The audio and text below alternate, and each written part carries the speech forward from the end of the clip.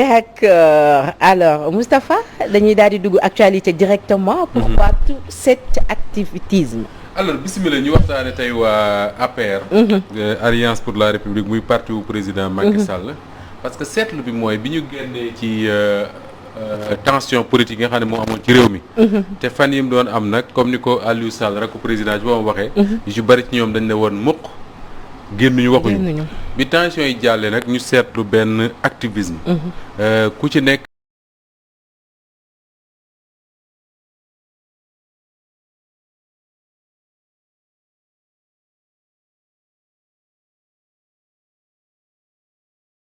nekk contexte Covid-19.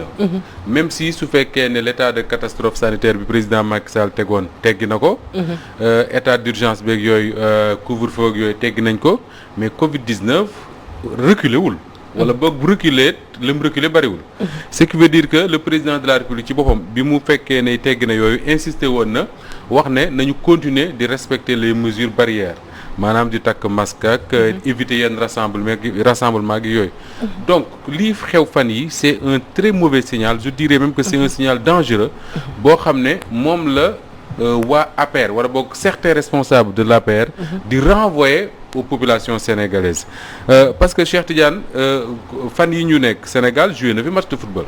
soo demee Thiès stade bi dañ ne 30% de sa capacité lay jël pourquoi pour respecter distance pour bañ feebar bi di fa tas mais soo gisee Fouta li fa xew semaine benn jàll ak semaine tey bi mooy meeting yu rassembler des centaines et des centaines de personnes yoo xam ne bu ma kenn wax nag waxu geste barrière ak yooyu parce que ab jaxasoo la woon boo xam ne tey ñaanuma ko yàlla kenn ñaanu ko yàlla su fa kenn rek si ñoom yóbbaalee cette maladie là mën na tas Fouta te Fouta am nañ chance mooy depuis que pandémie bi commencé c'est l'une des zones yoo xam ne c'est des zones plus ou moins épargnées maanaam ni feebar bi def zone yu mel ne Ndakaaru Thiès ak yooyu defu ko foofu donc moment bii nga xam ne ñu bari ñu ngi wax ne bu ñu góorgóorloo tuuti mën naa am fii ak avril mai tàngaay bi dugg feebar bi gën a reculer moment boobu ngay organiser meeting nga xam ne moom lañ gis fan yi je crois il faut être vraiment inconscient pour organiser ces meetings là ndaxte tey am na ñu jóge Dakar dem participer ci meeting yi kenn deful leen ay test leeru la ne kenn ci ñoom transporté wul la maladie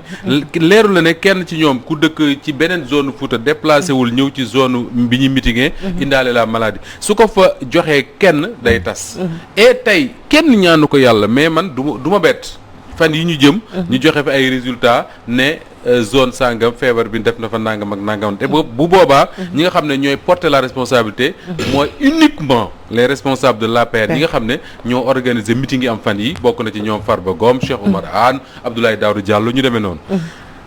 te yamuñu foofu parce que Podor moom meeting démb mais Matam meeting woon ay bés ba la ñu génn soo demee Pikine également defoon nañ fa benn rassemblement ak li mu jur ci violence ak ñoo Abdou Karim Sall ak ñooñu nga dem Dagana ku mel ne Oumar Sarr nga xam ne moom mooy jaraafu dëkk ba Oumar Sarr mi nga xam ne benn waaye nee na ma bokk na ci li ñu mën a tuddee les anomalies du régime de Macky Sall parce que Oumar Sarr waa ji dee na moom mënu comprendre pourquoi mu am place di toog ci conseil des ministres bu Macky Sall nekk pourquoi parce que bul fàtte ne Oumar Sarr bokkoon na ci liste bi nga xam ne moom lañ fi tegoon ne ñii c'est des gens yoo xam dañ leen a war a topp parce que dañoo luubal alal réew mi par exemple li ñuy tuddee enrichissement illicite mais gis nañ fi mujjee ba tey il siège au gouvernement Oumar Sarr boobu dem organiser un vaste rassemblement à Dagana caravane ay nit ñu bëree bëri topp koo Dagana te moom mooy maire dëkk ba nga xam ne bokk na ci responsabilité mooy protéger les populations de cette ville là contre la maladie mais respecté wu ko ak rassemblement bu mu fa def moom Oumar Sarr te rassemblement boobu d'ailleurs dafa jur tey ay tension au sein de Benno Bokk Yaakaar ay division au sein de Benno Bokk Yaakaar parce que bari na ñu bokk ci APR par exemple ñoom li ñu wax mooy xalaatuñu Oumar Sarr di leen jiite à Dagana parce que ils ont mené des combats et des combats ba commencé woon ko daaneel tey jii le président Macky Sall def ko ministre mu yaakaar ne day ñëw tegu seen kaw ñu bari ci ñoom dañ koo ñaawlu donc muy contexte Covid-19 boobu te contexte Covid boobu moo taxoon ba bi pandémie bi amee Sénégal mars 2020 ba ñu ngi ci mars jëm ci avril 2021 bari na ci ñoom ñi nga xam ne ñooy dem ci population yi tey di organiser ay meeting ñi leen faloon gisatuñu leen woon pendant toute la période de la pandémie gisatuñu leen dégg naa benn responsable APR bi d'ailleurs ci benn télé mu ne Oumar Sarr bañ ko falee maire ba léegi tegul tànkam Dagana ba bërki démb loolu nag am na lu ko expliquer te dinaa ci ñëw léegi. beneen bi mooy li wax naa ko sànq Fouta zone boobu le nord du pays plus ou moins épargné par la maladie même si am na ay cas am na ay décès et tout mais ni mu méttee ci yeneen zones yi métteewu ko foofu. donc effort boobu moom la ñu waroon a gën a maintenir pour continuer à protéger ces populations là ba affaire bi jeex mais lan moo waral. activisme bii ñuy tudd. femme bokk na ci xëy na li ma yaakaar mooy dañu jëm élection locale. en février 2022 si tout va bien. su fekkee respecté nañ lu wax. élection locale yooyu mën na tax tey jii ñu ci bari. yaakaar nañ ne bu président Macky Sall toogee pour tànn ñan ñoo war a nekk les maires de sa coalition enfin candidat de sa coalition pour jiite yenn maires yi. am na si ñoo xam ne xalaatuñ. parce que population yi ñu dëkkal ñoom ñoo doyal ci ñoom te ñooñu d'ailleurs population yi dañu doyal tellement ci ñoom que ni bëggatuñ sax dégg seen i wax et ñooñu tey jii ñoom ñoo commencé waat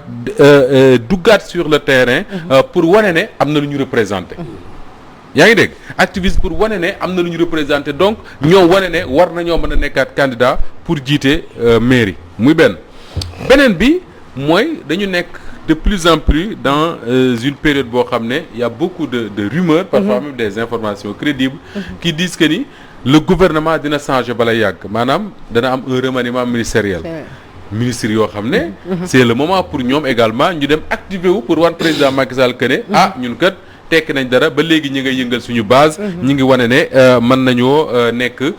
nuñ koy waxee sax mën nañoo garder suñu poste député muy une deuxième raison wala un prétexte bu ñu ko mënee tuddee noonu beneen bi mooy dañoo génn ci ay tensions politiques yoo xam ne le pouvoir en tout cas la coalition au pouvoir dafa montrer ay limites parce que moment bi tension politique yi amee Sénégal moment bi nga xamee ne ndaw yi ñi ngi doon génn di jàkkaarloo ak alkaati yi gisatoo benn responsable wala boo quelques rares responsables affaires quelques rares mën nañ cee lim ay tour ñoom nga doon gis ci médias yi ñuy wax ak yooyu mais sur le terrain moom gisatoo woon kenn ma yaakaar ne nag xëy na ils se disent que ni c'est le moment de faire bloc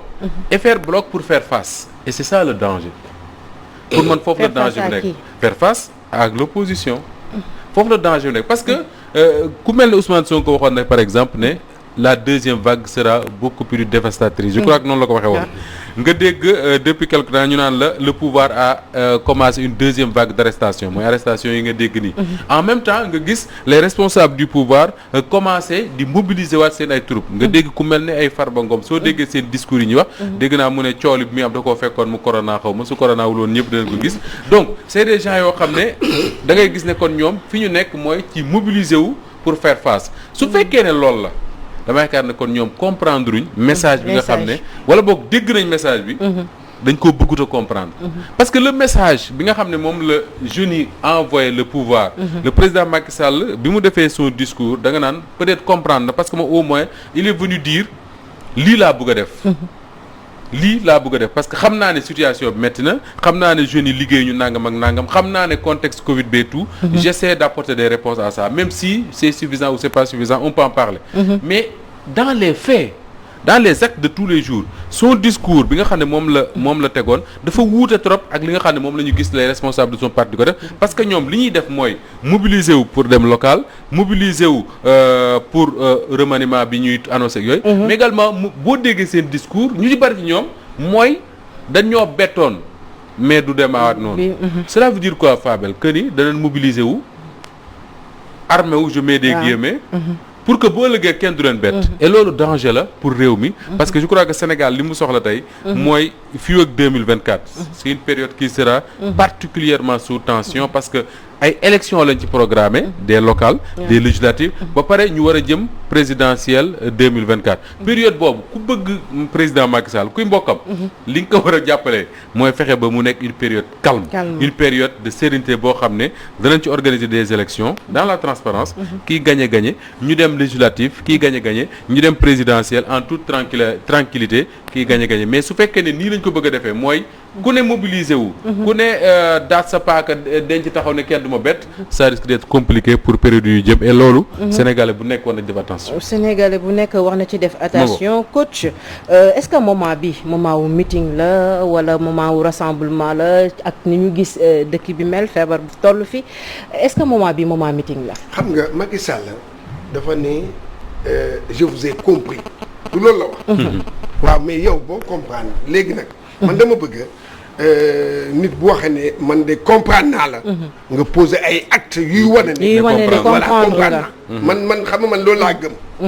kon nag ñooñu lii. ñoom li ñuy def ni di dem fële. ñoom ak Macky Sall. kon soit ñoom bokk ñu gis-gis. Macky Sall je vous ai compris. ñoom dañu waxoon poser ay actes pour wane ne. que ñoom xam nga lan la et ndaw yii comprendre nañ leen léegi nag kaay leen ñu liggéey. waaye yow ba léegi da nga fa dégg leen ñoom ñu ngi jaayante doole xam nga ñoom li ñuy def. ñoom ñu ngi def affaire politique la ñuy def ba léegi. mooy woote fële ay di waaye di def nii ay di yooyu xam nga Moussa Ba dama lay dëggal. ci yow li nga wax. gis nga Aly Ngouille Ndiaye. moom temps yi dem na fële. dem na forum liggéey voilà xam dem na ba. xam nga loolu li nga wax ne que gars yi dañuy dem parce que tamit Macky Sall woo na leen fi Lagos yàggul Macky Sall. ñoom ñëpp la woo sauf Mimi Touré bokkuloon ci ndaje yi ñoom ñëpp ñu ngoon Lagos. pour wax leen lan. non am na lu ñuy préparé. c'est sûr. am na lu ñuy préparé loolu laa lay wax dama ne Lagos bon xool bii pas déggoo popo ngi daal kii de bii pas nag Lagos la. naa ñu bëri nañ ne mais Lagos la. dégg nga. ba tax na léegi fu mu nekk nii li ñuy xaar ci ñoom ngir yàlla ak yonent ba mooy ñu poser ay actes yoo xam ne day wane ne que ñoom ñii xam nañu gis nañu. wala def nañu. et puis Moussa Ba dafa am benn affaire boo xam ne seetlu leen ko ci. ci affaire et c'est dangereux. xam nga dañu wax temps yi yéen a gis li xewoon université. waa kii xaw ma lan yooyu. ba gars yi di commencé di lam-laamee maanaam xeet yi ay affaires yi. mais ñoom li ñu def nii ñoom ñëpp ñu dem Fuuta seetlu woo ñoom ñëpp ñu ngi dem ci nord bi. xoolal loolu lan la mën a créer. ñoom ñëpp ñu dem ca nord ba. Fuuta pour wane seen doole. waaw mais est-ce que ñoom ñëpp dem Fuuta pour wane seen doole tax na seen doole feeñ. parce que bu ñu demee ba organiser foofu ay meeting ay waa APR ndawu Fuuta. ñëwaat di ko tas. kon y a problème. non foofu laa lay wax ñoom dañu waroon comprendre bi loolu amee ba loolu am dañu war a comprendre ne ñoom fi ñu dem baaxul. ñoom li ñuy def ni baaxul. que ñoom comprendre ñu dara. li xew ci. Cheikh Tidiane wax na dëgg man la indi une très mauvaise perception. Cheikh Tidiane wax na dëgg wax dëgg yàlla. mais pour man li am solo mooy déjà le poids électoral même de cette partie du Sénégal muy Podor Matam le poids électoral n'est pas aussi important qu'on le croit. et tey li leer mooy même si le président Macky Sall su fekkoon ne si base am boobu xaw ma nu ko waaj tuddee am na ko wax ci suba la ci benn journal su fekkoon ne ci base am boobu la compté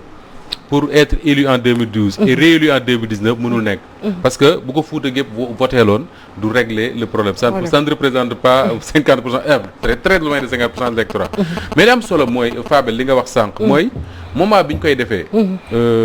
des jeunes du Fouta ñoo mobilisé wu à Dakar dem Fouta des jeunes du Fouta nekk ca Podor ak ca Matam mobilisé woo foofu ne Fouta tampi c'est-à-dire que ñoom ils en ont marre. Pourquoi? Parce que zone boobu wax naa la sànq ne bokkul ci zone yi gën a peuplé Sénégal mais zone la boo xam ne man am naa chance dem fa. Macky Sall mii laa fa àndaloon d'ailleurs boobu moo nekk premier ministre Sénégal. ñu dem doon inauguré benn pont ca Médina Ndiatbé. bërki de maa ngi ci waxtaan ak benn waay mu ne ma la nga leen fa bàyyi woon booba. daanaka la ca soppeeku bariwul. donc zone la boo xam ne je parle même pas des infrastructures yi nga xam ne moo faroon am te amu fa parce que zone bu toll noonu ak distance bi nga xam ne moo am ci diggante zone yi ci diggante dëkk yi souvent évacuation ci wàllu santé ak yu demee noonu dafay poser problème l'accès à l'eau dafay poser problème boole ceeg les jeunes yi nga xam ne ñoo nekk dans cette partie du Sénégal là c'est des jeunes yoo xam ne man gëm naa ne bu waruñu woon a bokk mukk ci jeunes yi chômés parce que c'est des zones yoo xam ne comme dit Aliou Sow souvent il y a trop de rien c'est-à-dire que dafa am ay espace yu bëree bëri yoo xam ne tey bu ñu énergie bi ñuy dépense ci ay meeting di ci def ay 70 millions 30 millions xaw ma 50 millions dem suñ ko doon def ci jeunes yooyu pour fixer leen dans leur zone Aboukan mas na def benn reportage benn ay jeunes yoo xam ne dañuy bay banaana xaw ma bay ko pare mais pour yóbbu ko jaay ko rek mënuñu ko ba dafay far di nëpp seeni loxo man je crois que loolu moo waroon a mobiliser ñi nga xam ne ñoom ñooy les responsables politiques de cette zone là c'est dire que ni les jeunes yi fa nekk amul ay usines xëy na yu ñu leen mën a dugal ñu liggéey mais au moins am nañ terre yi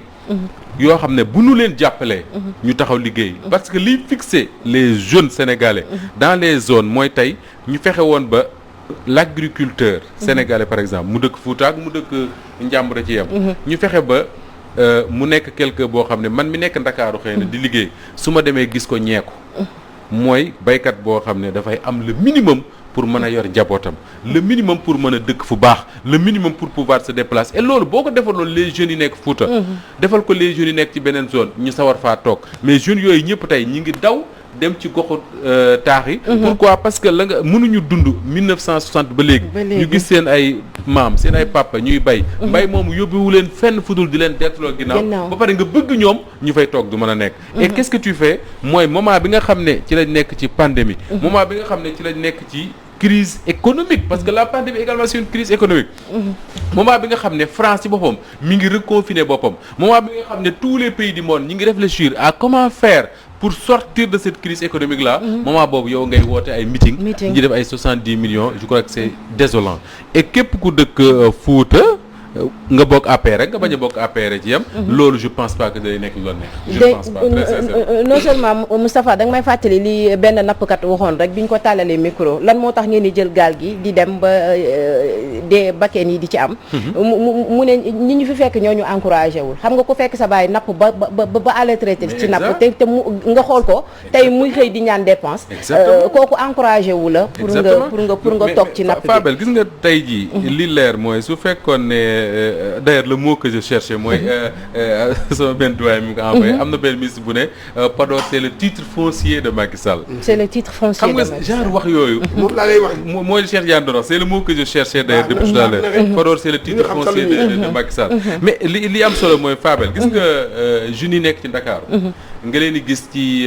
autoroute bi ba ci biir autoroute à péage di leen gis à Dakar ñu yor ay ñaari mbuusi ndaamaraas secteur informel bi ay ñaari mouchoir di ko jaay ñooñu noonu ba pare war a dëkk si ci Grand Yoff gii jël fi chambre di fay war a yor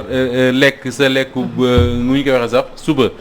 bëccëg guddi ba pare bëgg a yóbbante waaw mais jeune boobu soo fexe woon ba fa mu dëkk zone ba mu dëkk mu am fa tool boo xam ne dina ko permettre su bayee ba année bi jeex mu mën a tabax ñaari néeg jël soxna yor njabootam am école boo xam ne xale yi mën nañ fa dem di jàng kooku gëm naa ne du ñëw Ndakaar man loolu laa gëm mais su fekkee ne comme bii Fabel dafa gis depuis 1960 mu gis dund ak maamam gis maamam di bay néegu ñax bi ñu dëkkoon ci lañ ne ba léegi ñaari fas yi ne ci kër gi ak machine bi ñuy moo fa ne ba léegi moom nga bëgg faa toog laa mu ne fa ba pare jeune boobu am accès à ce téléphone portable là mën a gis internet gis jeunes yi nekk Dakar liñ mën a amee ni monde bi di évoluer mais soo bëggee mu toog da ngay nax sa bopp dëgg la c'est vrai franchement Fatou Diouf soo bëggee mu toog da ngay nax sa bopp mais est-ce que tey président bu ñu élire nga ne da ngaa gagné à 80% des élections est-ce que kooku tey jar na ngay meeting tey même bu fekkee da nga bëgg faluwaat tey est-ce que jar na muy meeting wala pour woote pour wane fi dooneem toll plus que dañ la fal à 80%. waaw Fabel je pense que bu nga wax rek mooy c'est pas le moment opportun donc pour def remobilisation des troupes ñu wax ou bien c'est pas la bonne stratégie instant bi comme Moustapha ni ko énuméré Cheikh Tidiane wax na ko muy difficulté yi nga xamante ne sénégalais yi moom la ñu nekkee précarité bi fi am ci fànn bu ne donc je pense que ne soxla nañ leneen lu dul ay yooyu donc lu ñu soxla donc moom mooy appuyer surtout ndaw yi ci wàllu chômage bi parce que chômage bi doy na waar ci Sénégal instant bi rawatina li nga xamante ne moom mooy séquelu Covid-19 fi ba léegi mu ngi fi ba tey mu ngi fi tey dafa métti am na ñoo xamante ne ñu ngi subir bu baax li nga xamante ne mooy impact Covid-19 tey jii je pense que war nañoo jël ay mesures urgentes yoo xamante ne war nañ kaa teg ba jàppale ñi nga xamante ne ñu ngi ci sonn parce que boo seetee ñu bari perte nañ seen liggéey ñoo xamante ne amoon nañ ay initiative ubbi ay projet am ay affaires yu bari ñu teg mais yëpp a tombé à l'eau donc je pense que donc ay affaires yu problèmes yu urgence la yoo xamante ne war nañ koo def bu ko defee je pense que bu dee day conquérir li nga xamante ne mooy këru Sénégalais je pense que bu ñu waxee remobilisation des troupes moom mooy le fait que bëggaat peut-être gën a jegewaat askan wi mais je pense que ci fànn boobu bëggee yëge askan wi toppatoo seen i jafe-jafe yu ñuy dundee bu ko defee moom mooy gën mais pas di def ay meeting génn fii bax laa vraiment li leer mooy le président Macky Sall ci boobu moo waroon na nekk le premier à dire à ces gens bëggatuma dégg meeting bëggatuma dégg rassemblement ci réew mi li ma bëgg a dégg mooy seen énergie yëpp mobiliser leen ko pour ñu relancer l'économie de ce pays. waaw c'est important. parce que tey Fatou tu n'imagines pas combien de boutiques. xam naa yéen ñi ne ci yooyu yéen dégg nga xam. combien de boutiques ñoo tëj ci Ndakaaru. Ndakaaru gi ñu nekk pendant cette période là. imaginez taw couvre-feu bi ñi nga xam ne dañoo créé woon noonu bu ñu ko tudd sax fi ñuy jaayee glace là. ay ñi def fi ñuy jaayee glace ak affaire mais ñu ci bëri ci ñoom dañuy obligé tëj parce que glace guddi la ko gars yi jënd mais bu fekkee ne couvre-feu 20h lay commencé wala 21h jëm 5h du matin kan moo koy jënd ñu ci bëri dañoo tëj les boîtes de nuit ak ñeneen ak ñeneen soo demee à l'intérieur du pays usines yi ñi mën a recruter bàyyi woon nañ ko parce que ils n'ont pas les moyens ñëpp d'accord nañ ne benn secteur rek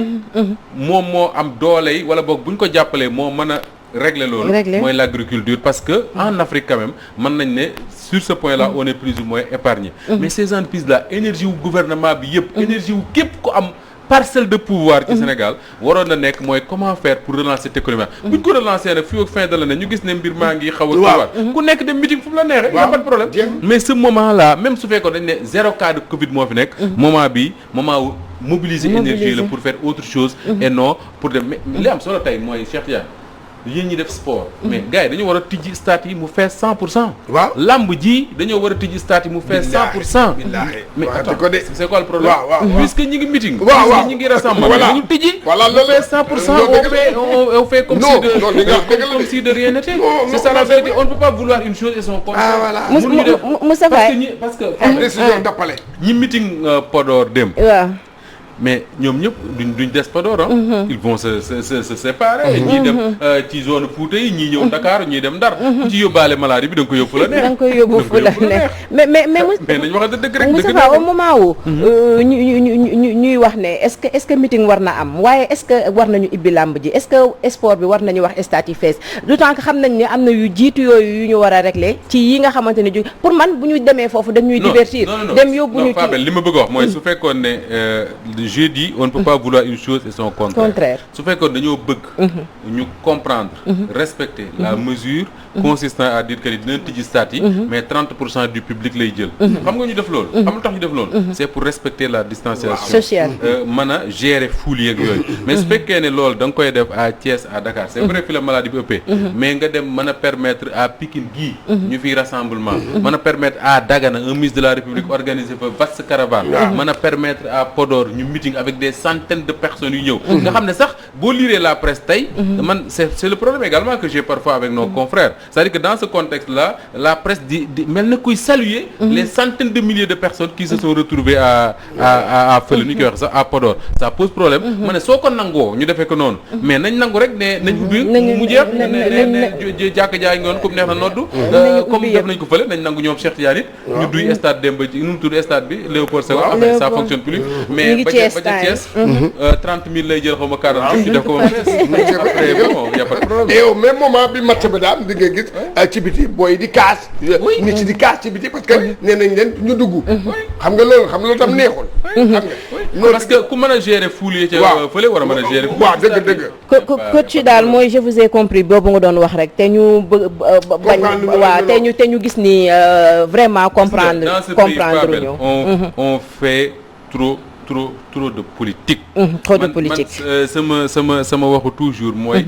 politique mënta ñàkk. parce que gars yi il faut ñuy politique pour conquérir le pouvoir. te tant que mënuñu di politique ni ñu koy defee nii maanaam ku bëgg a wax ku bëgg a toog ci Walfadjri wax ba géex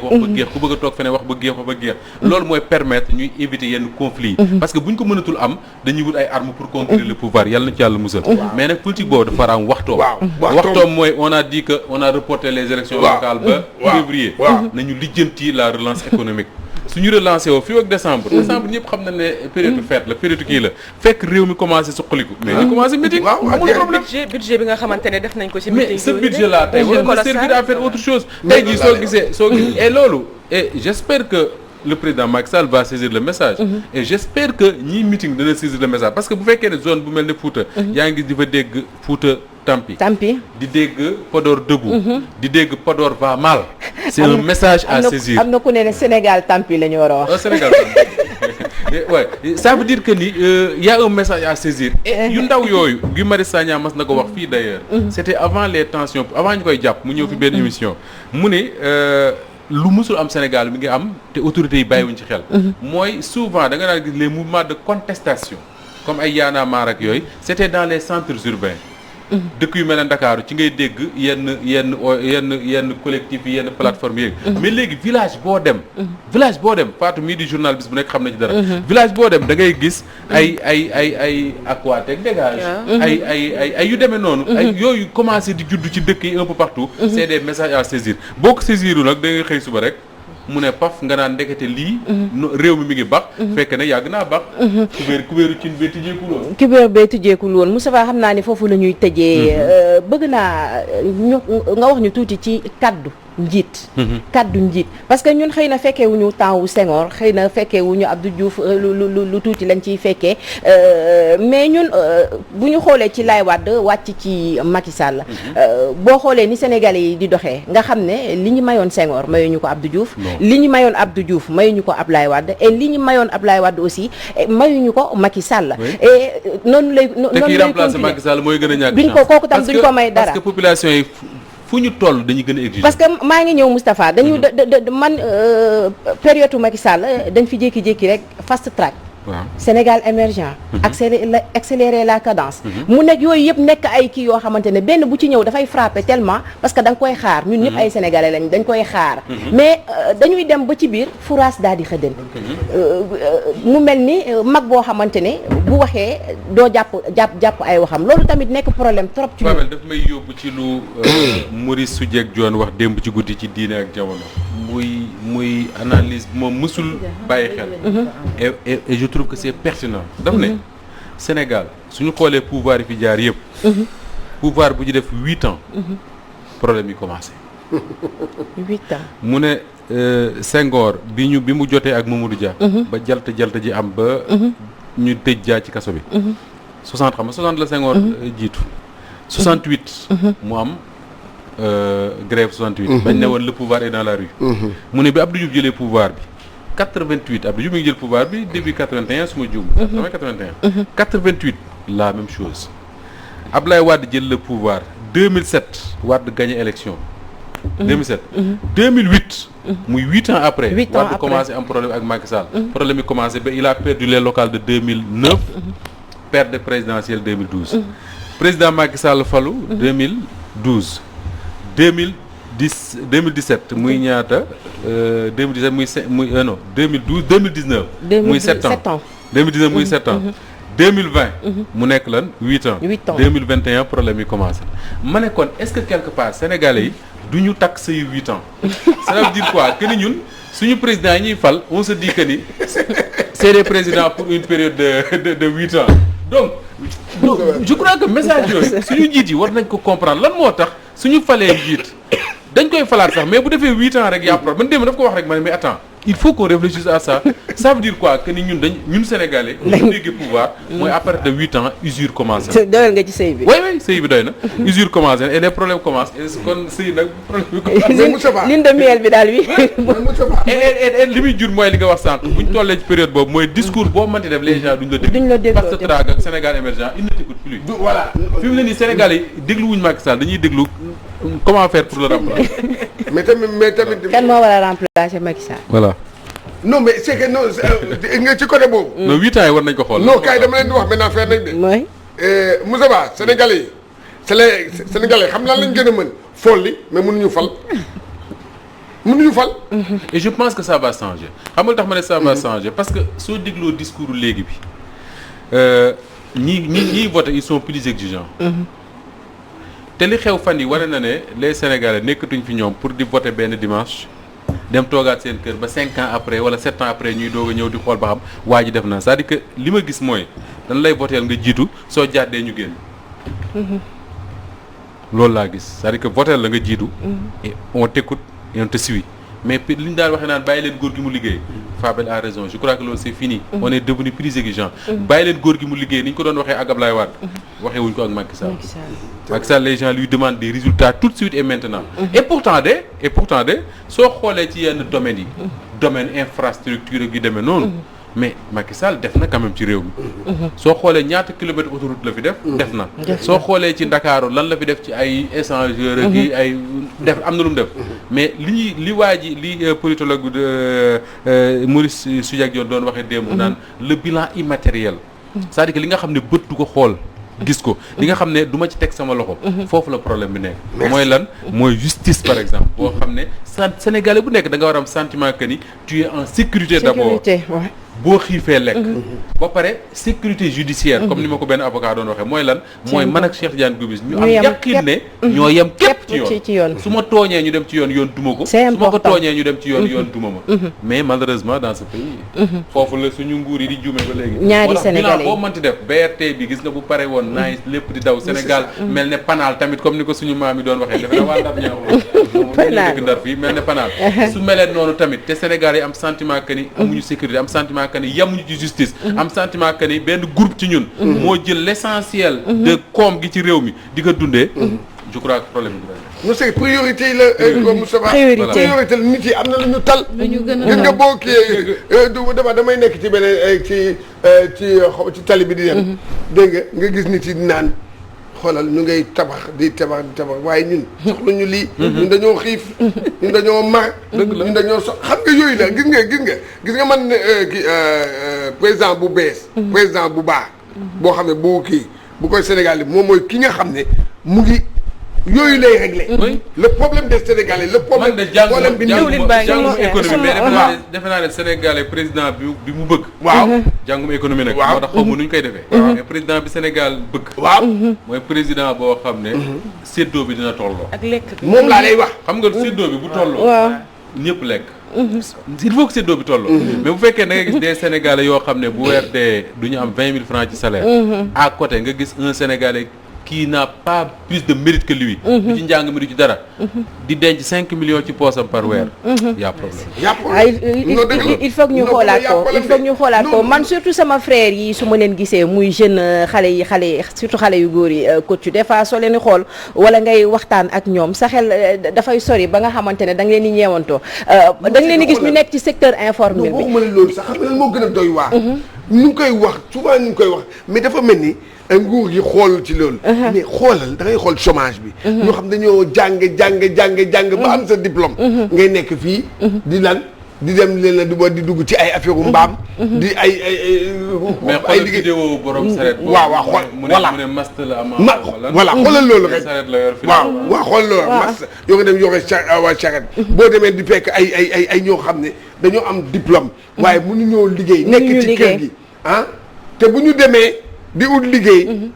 sax dañ leen di defal ay stage après bàyyi leen xam nga loolu dafa neexul ci xol li ñu naan Sénégal daal yaramu màgget la foo laal day metti xam naa ni war nañ ci jug rawatina ñoom ñi nga xamante ne ñoo ñu jiite en tout cas daal après Abdoulaye Wade ki chantier tabax ba pare Macky Sall ñëwit moom tabax ba pare xaw ma kuy nekk le prochain président mais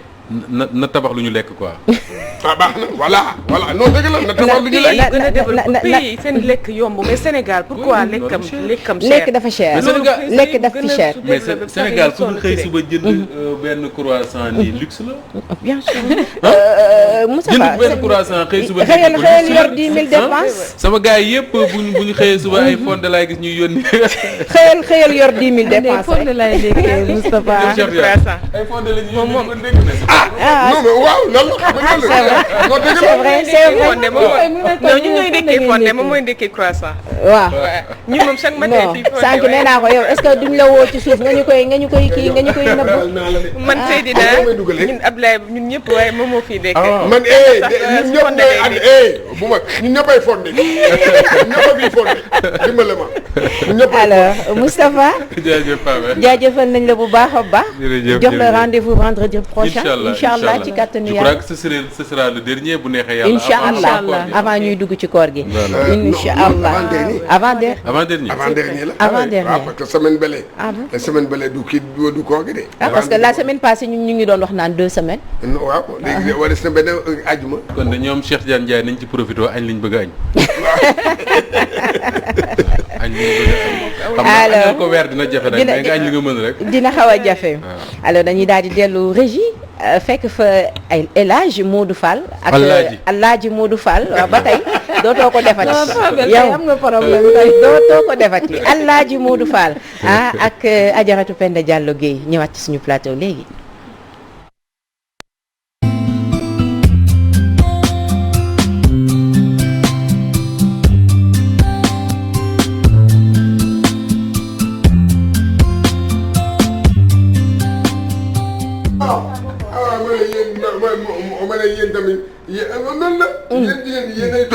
tuddee ay alaaje. loolu dafa neex ay papa. aljana. ay aljana. waaw ak ban. aljana ak petit papa ak kii caba daraame nu muy waxati. caba daraame dadi. waaw dëgg la yéenay wax yooyu. caba moom dadi moom rek. waaw dadi waaye yéenay wax loolu yéenay wax loolu. lu nekk yéen ñu ko. te yéen doo leen wax dara te ñun façon bu nekk dañuy tuddee. dañuy wax de. loo leen di wax. lan maa plus. ñuy wax maa plus kat. non ñu fi wax yëpp c'est sénégalais et c'est jonge. wax ñu lu ñu mën a dégg. wax ñu lu ñu mën a dégg coach. bëri woo leen sax am nañu ay maa plus moom tubaabee ko moom. mu ne am nañu daal. voilà. def ko sama liggéey. def ko li sama liggéey. dégg nga loolu. def ko li Colbert Diagne ndem si yàlla daan wax. bëggee la ko ca tubaab ya. alors coach. voilà waxtu yu ñu dugg ci sport jot na ñu bàyyi la nga développé. waaw dama koy dooree ak benn.